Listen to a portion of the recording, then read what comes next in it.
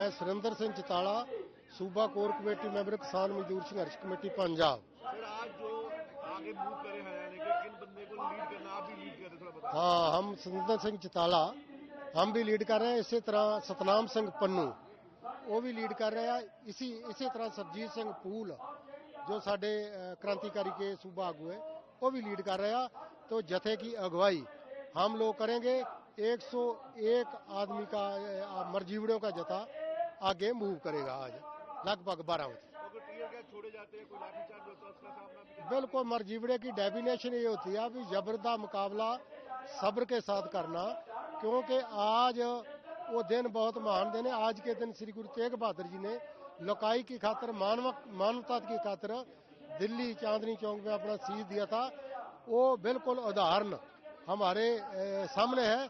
बिल्कुल जे कोई tear gas, अथरू gas कुछ भी छड़े, गोलियां चलाए, शांतमय ढंग ना उसका मुकाबला करेंगे, क्योंकि हिंदुस्तान सरकार का, मोदी जी का चेहरा दीन दुनिया के सामने नंगा करेंगे। क्योंकि बोलते थे, सब बोलते थे, बुद्धिजीवी बोलते थे, यार जे नहीं जान देते ट्रालियां तो पैदल चले जाओ, ट्रैक्टर ट्रालियां नहीं जाने देते तो हम फैसला कर लिया भी पैदल जाएंगे। जे पैदल नहीं जान देते तो फिर सरकार की नैतिक हार है, हम नैतिक तौर पे जीतेंगे। ये बैग किस लिए तैयार किए हुए हैं? इसमें लीड़ा कपड़ा है, गर्म लोई है, पानी है, इसी तरह और बिस्कुट है, कुछ सामान रखा है। क्योंकि पैदल चलना है, रोज का 15 किलोमीटर पैदल सफर करेंगे। तो जे हमको जाने देते हैं, हम चाहते हैं भी जंतर मंतर चौक में जाने दे, हमको रामलीला ग्राउंड में जहाँ ही सरकार को सुविधा वहाँ बैठने दे। तो इसीलिए किट हर मर्जी तैयार बर तैयार है।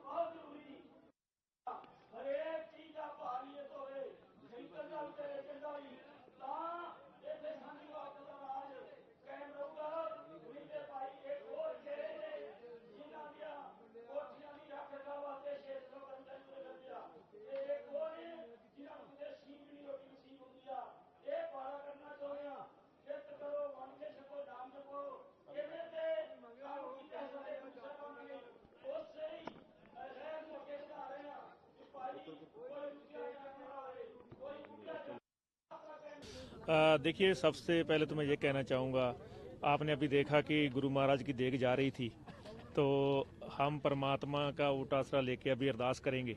उसके बाद हम आगे बढ़ेंगे। जो हमने तय किया है कि 101 आदमी का जत्था है वो हमारा बॉर्डर की तरफ बढ़ेगा, क्योंकि सरकार लगातार हमको ये बोल रही थी, पूरी देश में ये बना रखा था कि ये ट्रैक्टर लेके आ रहे हैं, ट्रॉली लेके आ रहे हैं, तो ये ट्रैक्टर इनके मॉडिफाई है, तो ये टैंक का काम करने वाले हैं, ये ट्रॉली से टैंक तोप का काम लेते हैं।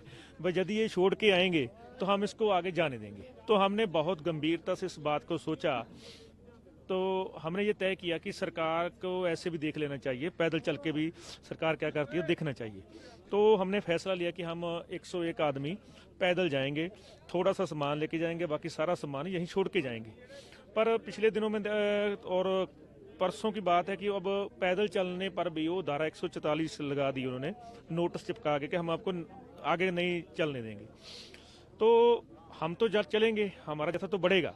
अब वो क्या करते हैं, लाठी चार्ज करते हैं, गिरफ्तार करते हैं, गैस आंसू गैस छोड़ते हैं, ये उन पर है। हमारा जथा जाएगा। पर ये इसमें हम सभी देशवासियों को एक बात बोलना चाहते हैं, जो किसानों के खिलाफ एक धारणा पैदा की जा रही है पूरे देश में कि ये किसान दंगाई है, ये किसान तो किसी की बात सुनते ही नहीं है, इनका तो काम ही धरने पर बैठना और लड़ना है। तो हम देशवासियों को कहना चाहते हैं कि हमने सरकार की सभी मांगे मानी, सभी बातें मानी भी। हम पैदल उन्होंने बोला पैदल आओ, हमने कहा पैदल आएंगे। और अभी भी हमारे पर को गैस छोड़ती है, हमारे साथियों को गिरफ्तार करती है, तो इससे मोदी सरकार का जो चेहरा है पूरी तरह देश में नंगा हो जाएगा। और हम यही चाहते हैं कि देश के लोगों को पता चले कि असल में सच में गलत कौन है, किसान गलत है या मोदी सरकार उनको दबा रही है। तो ये संदेश हम देना चाहते थे और इस सरकार को नंगा करना चाहते थे। अभी देखते हैं जब जथा आगे बढ़ेगा और सरकार उसके साथ क्या करती है, और जिस तरह से सरकार का उधर से रिएक्शन आएगा उसी हिसाब से अगली रणनीति तय करेंगे। आप लोग का बेसिक डिमांड्स क्या है? किस डिमांड्स को लेकर के आप लोग पार्लियामेंट के तरफ? हमारी 12 डिमांड्स हैं, पर सबसे बड़ी डिमांड जो पिछले आंदोलन की रुकी हुई डिमांड थी, पिछले आंदोलन में आपने तीनों कृषि कानून तो वापस ले लिए, पर साथ में हमारे साथ वादा किया था कि हम बहुत जल्द एमएसपी पूरे देश में लागू करने के लिए कमेटी का गठन करेंगे और पूरे देश को एमएसपी सभी फसलों पर देंगे। अब 2 साल गुजर जाने के बाद भी हमने 2 साल इंतज़ार किया। इंतज़ार करते करते हमने बहुत बार बोला भी सरकार को भी आपने जो वादा किया था सभी किसानों को सभी फसलों पर एमएसपी देने का वो आप लागू कीजिए, पर सरकार ने उसकी ओर ध्यान नहीं दिया। तो हमारी मजबूरी थी, क्योंकि हमने पहला आंदोलन जो ख़त्म नहीं करके आए थे, हम उसको मुलतवी करके आए थे। तो उसी हमने किसानों से वादा किया था कि बकाया मांगों पर हम दोबारा संघर्ष करेंगे। तो उसी की कड़ी में हमको ये फैसला लेना पड़ा और ये संघर्ष आगे करना पड़ा। Thank you. धन्यवाद।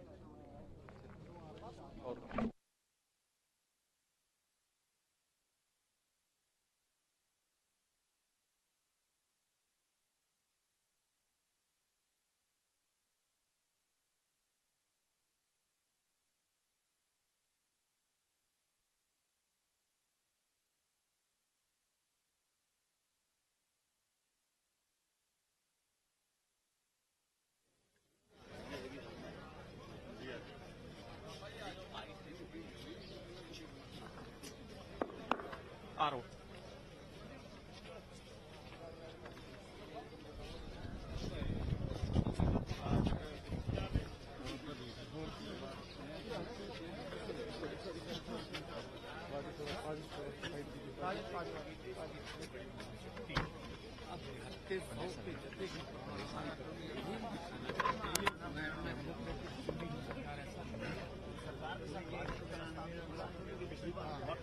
चंडीगढ़ में, लेकिन इस बार कोई बात नहीं हुई है, तो कोई इन्विटेशन है? नहीं, अभी तक मेरे पास तो कोई इन्विटेशन नहीं है। वैसे हमने बोल रखा है दोनों ने इन्विटेशन किया है। जब भी वार्ता के लिए सरकार बुलाएगी हमारी ओर से कोई रुकावट नहीं। अधिकारियों को हमने बोला था केंद्र की चिट्ठी लाना, अगर हरियाणा के मुख्यमंत्री होंगे उनकी चिट्ठी लाना, अगर पंजाब के मुख्यमंत्री दिल्ली की चिट्ठी ले आना, हम पॉजिटिवली दोनों को उसके ऊपर विचार। तो और भी लोग हैं हमारे साथ बात करेंगे। हाँ जी, क्या नाम है आपका?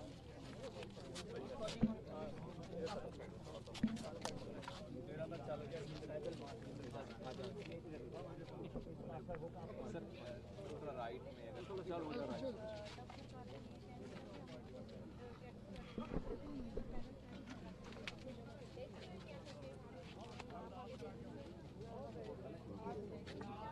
थोड़ी बात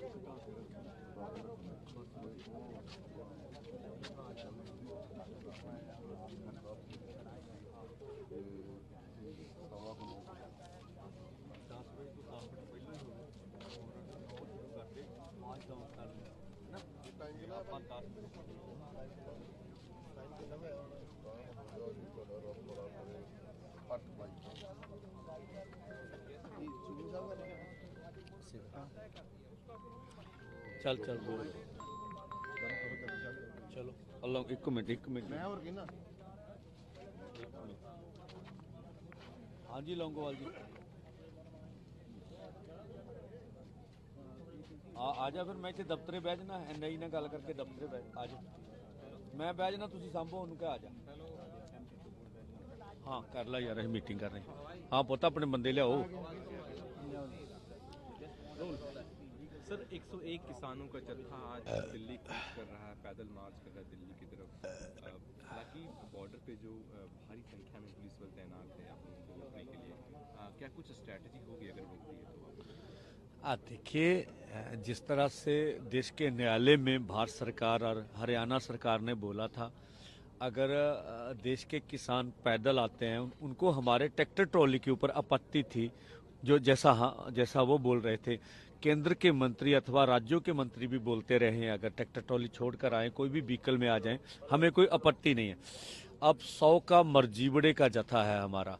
मरजीवड़े का भाव अर्थ है कि देश के किसान मजदूर के लिए अपने आप को जो बलिदान के लिए तैयार करना। आज गुरु तेग बहादुर जी का शहीदी पर्व भी है जिन्होंने देश दुनिया के लिए उनके मानवाधिकारों की रक्षा के लिए कुर्बानी दी। आज जयंती भी है अंबेडकर जी की, तो इन बड़े लेजेंड्स को समर्पित करते हुए हम लोग जो देश के किसान मजदूर के लिए जो हमारा 100 का जत्था निहत्था होगा कुछ भी पास में नहीं होगा जो डीसी हबाला बोल रहे हैं, झूठ बोल रहे हैं, इनके पास मारू हथियार है, एनआईए यहाँ आई है, देख लीजिए कौन हमारे पास हथियार है।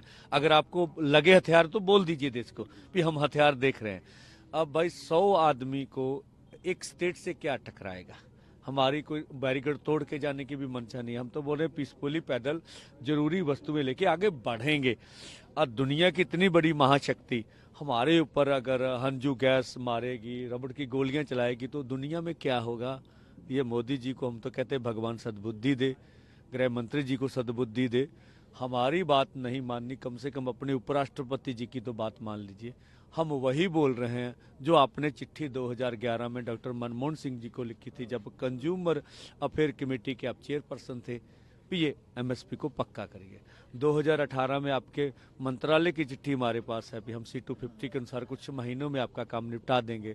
2021 में दिसंबर की आपकी चिट्ठी है कि हम एमएसपी को और व्यापक बनाएंगे। आपकी जब आप विरोधी दल में थे, आपकी वीडियो है हमारे पास भी, पहला काम हमारे मंत्रिमंडल का किसान मजदूर की कर्ज माफी होगी। आपकी कमिटमेंट्स ही हम मांग रहे हैं।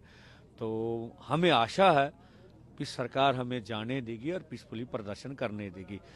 जितना हमारे जत्थे का संयम होगा, जितनी हमारी स्ट्रेंथ होगी, वो सरकार का प्रहार सहेगा। 1 बजे मालूम होगा, नहीं तो अन्यथा वापस आ जाएगा। क्या कैपेबिलिटी होती नहीं होती ये समय बताएगा। सर, किसान संगठन यहाँ पे तकरीबन 10 महीनों से धरने पे बैठा है अपनी मांगों को लेकर के। दिल्ली के बॉर्डर पे भी कुछ किसान, यूपी के कुछ किसान के संगठन वहाँ पे धरने पे बैठे हैं, कुछ दिनों से प्रोटेस्ट कर रहे हैं। उसको लेकर के आप क्या कहेंगे? हाँ देखिए, जहाँ वहाँ स्थानीय नोएडा के लोगों की समस्या है, उनको सरकार को मानना चाहिए। ये तो देशव्यापी आंदोलन है। देश की 12 मांगों के ऊपर हम वार्ता करना चाहते हैं सरकार से। क्या क्या मांगे हैं सर? एमएसपी, लीगल गारंटी कानून, किसान मजदूर की कर्ज माफी, C250 के अनुसार फसलों के दाम, भारत WTO से बाहर आए, मजदूरों की नरेगा मिले, अच्छी दिहाड़ी हो, इस तरह का फसली बीमा योजना हो, आदिवासियों की संविधान की 5वीं अनुसूची लागू हो। इस तरह की 12 मांगे हैं। लखीमपुर खीरी का इंसाफ है। कुछ सरकार की तरफ से कोई बातचीत का प्रस्ताव आया है क्या? अगर आएगा तो बातचीत करेंगे आप? हमने दरवाजे खुले रखे हैं बातचीत के लिए। हमने बोला था सरकार बातचीत करना चाहती, केंद्रीय मंत्रालय की चिट्ठी ले आइए। अगर हरियाणा के सीएम दखलंदाजी करेंगे, उनके दफ्तर की चिट्ठी हो, अगर पंजाब के सीएम हो, उनके दफ्तर की चिट्ठी हो, हमारे वार्ता के लिए दरवाजे खुले हैं। Thank you sir.